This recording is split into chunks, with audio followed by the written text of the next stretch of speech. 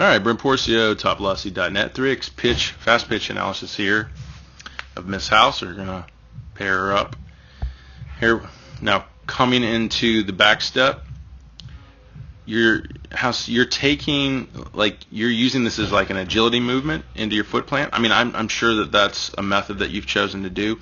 I'm just going to give you my opinion on a different method, which would be keeping your foot on the rubber and then into your back step.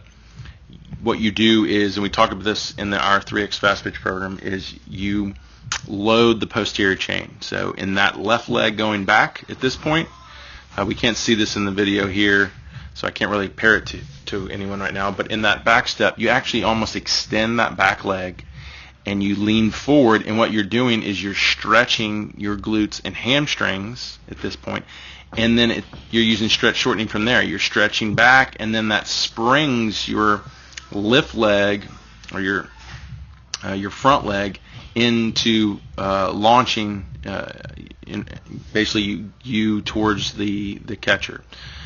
So you can use kind of that back step extension bend into a posterior stretch, and then that will spring it out. What you're doing now is it's just kind of like agility movement, where it's like a back step and then start almost like sprinting forward into front foot.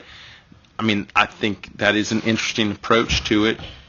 We'll get a good amount of energy going forward, but I think the one thing I like about the back step posterior load, when you extend and stretch your hamstring glute and let that spring out of that movement, is it kind of keeps you lower. It kind of keeps your center of mass lower. When you do this agility step, you start kind of, your center of mass starts popping up, and you stay a little high in your movement here.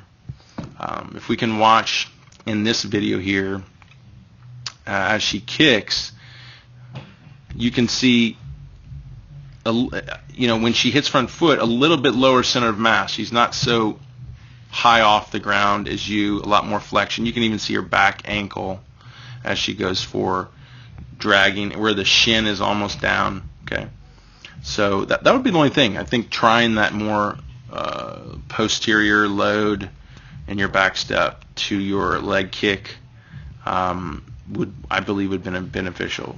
Maybe, I know you've probably done it before. I don't know your opinions on it, but I think it's very effective. So moving forward, you can see in your drive off the rubber right here, you don't really flex well into your ankle. Your center of mass is rising pretty high. Like if I look at your hips, if we go back here, coming out of leg kick, you can see her hips are not really popping up. They're going forward. Yours are kind of, if I drew a line, yours are kind of going up. Hers are going forward. See how yours are going up like that? So keeping a low center of mass, you're going to drive more force towards the catcher. We're trying to avoid really popping up too much.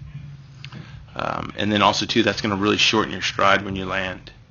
So staying low as you're at this point in your leg kick, you want to be really keeping your force loaded down in your lower leg as your hips are moving forward. You feel your shin driving down at that point.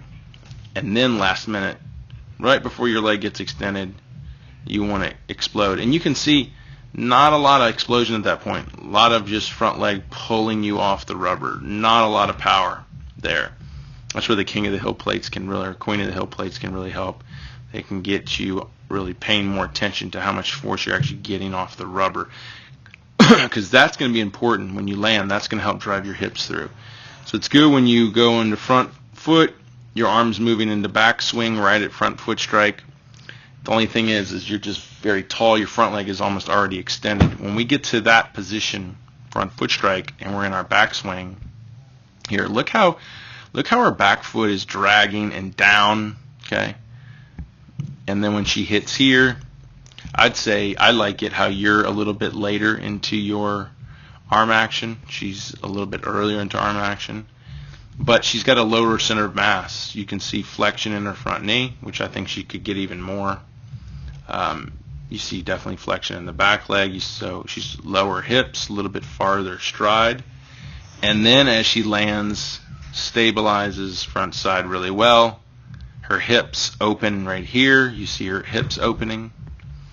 As you stabilize right here, your leg extends immediately, and your hips don't really open much. Your hips pretty much stay right where they were, a little bit opening, but mostly closed. And then you're more quick. You're more quick to release. She's taking longer to release because she's in a more flexed front leg position.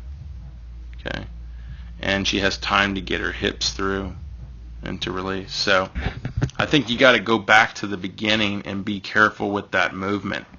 Not saying the movement's bad, it's just you're coming out of it too vertical. That's why I like it when you take your back step and you lean forward and you load your posterior chain. It directs your momentum straight to your target and doesn't allow you to jump up as much.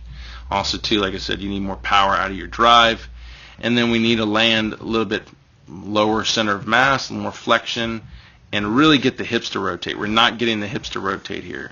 We need to get the separation between the hips and shoulders coming out of the backswing, really get the hips to drive open, and then we can stabilize or extend front leg into release. So I think there's a lot of things you definitely can make big improvements on, and it needs to be worked from initially in the movement and the delivery. And at the end of the day, you might need some more hip mobility. You might need some more leg power, specifically off your drive leg, to really make these things happen or these movements happen better.